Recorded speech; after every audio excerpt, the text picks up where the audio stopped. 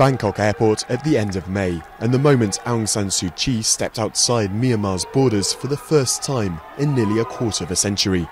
She later described what went through her mind after so long spent in her sleepy hometown of Yangon, also known as Rangoon, notorious for its frequent power cuts.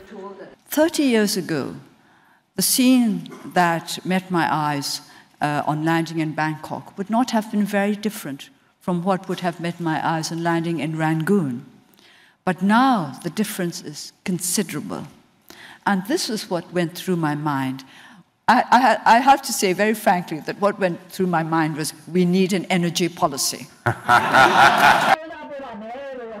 Now Suu Kyi is venturing even further on a whirlwind trip to Europe. She'll make an address to the United Nations in Geneva and give an acceptance speech for her Nobel Peace Prize in Oslo before heading to her old home Britain to address Parliament and then on to Paris. 2 years ago she was still under house arrest and people were writing her off. Now she's basically on a victory tour to Europe, and I think she's proven all those doubters completely wrong. Suu Kyi was released in November 2010 after spending 15 of the previous 20 years under house arrest. The country has opened up to the outside world after decades of outright military rule.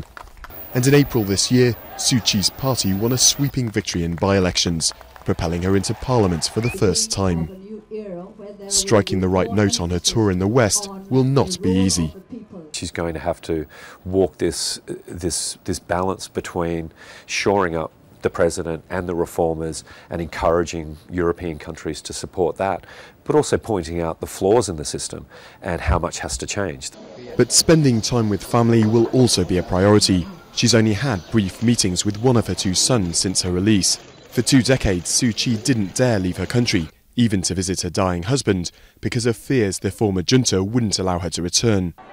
But now the government needs her back to have any legitimacy, and Suu Kyi's transformation from political detainee to global stateswoman is finally complete.